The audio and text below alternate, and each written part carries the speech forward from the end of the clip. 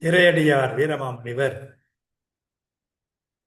நாட்டுப் படலம் என்று யூதேய நாட்டின் வளமையை மிகச் சிறப்பாக எடுத்துச் சொல்லுகிறார். அதன்பின் நகர படலம் என்று ஒன்று அமைத்து அங்கே எருசலேம் நகரிலே எப்படிப்பட்ட அழகுகள் காணப்படுகின்றன என்பதை சொல்லுகிறார். அதனை இன்று நாம் ஒரு அருமையான செயல் மூலமாக பார்க்க இருக்கின்றோம். அந்த செய்யுளிலே எருசலேம் ஆலயத்தை அவர் விவரித்து சொல்லுகிறார். எழுத்தோவியமாக நமக்கு தீட்டுத் தருகிறார்.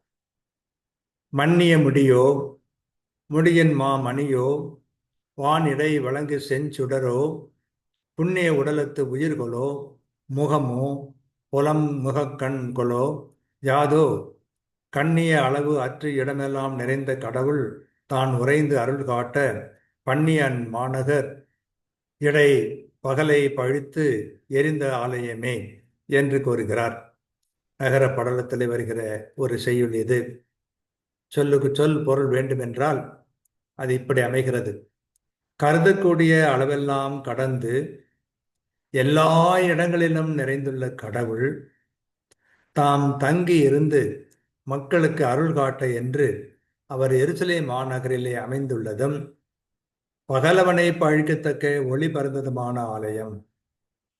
அந்த ஆலயம் அலங்கரித்த முடியோ, அம்முடியில் அமைந்த பெரிய மாணிக்கமோ, வானத்தில் விளங்கும் செஞ்சுடர் கொண்ட கதிரவனோ, புண்ணியம் செய்த உடலில் பொருந்திய உயிர்தானோ, உடலெடுத்து முகமோ, அழகிய முகத்தில் அமைந்த கண்தானோ, யாதென்று சொல்வோம் என்று திகைத்து போயிருப்பது போல அவர் இந்த செயலை அமைத்திருக்கின்றார். தெளிவாக சுருக்கமாக சொல்வதென்றால், சிற்றறிவுக்கு எட்டாத கடவுள் மானிடரிடையே குடிகொள்ள முன்வந்தார். அதற்காக எருசலேம் ஆலயத்தை தேர்ந்தெடுத்தார். அதனை என்ன என்பது? கதிரவனை முடியாக அணிந்தது என்பதா?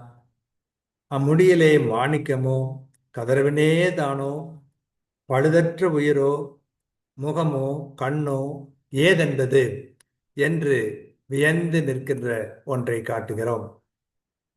மன்னிய முடியோ, முடியின் மாமணியோ, வானிடை வயங்கு செஞ்சுடரோ, புண்ணிய உடலத்து உயிர்களோ, முகமோ, புலமுக கண்களோ யாதோ, கண்ணிய வளவிற்றிடமெல்லாம் நிறைந்த கடவுள்தான் உறைந்து அருள் காட்ட பண்ணிய அம்மாநகரிடை பகலை படுத்தெறி பருந்த வாலயமே என்று அதனை பற்றி வீரமாமுனிவர் மிக அழகாக சொல்லுகின்றார்.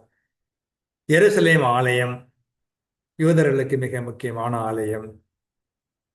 எங்கிருந்தாலும் யூதர்கள் அந்த ஆலயத்திற்கு ஆண்டுக்கு ஒரு முறையாவது போய் வழிபட வேண்டும்.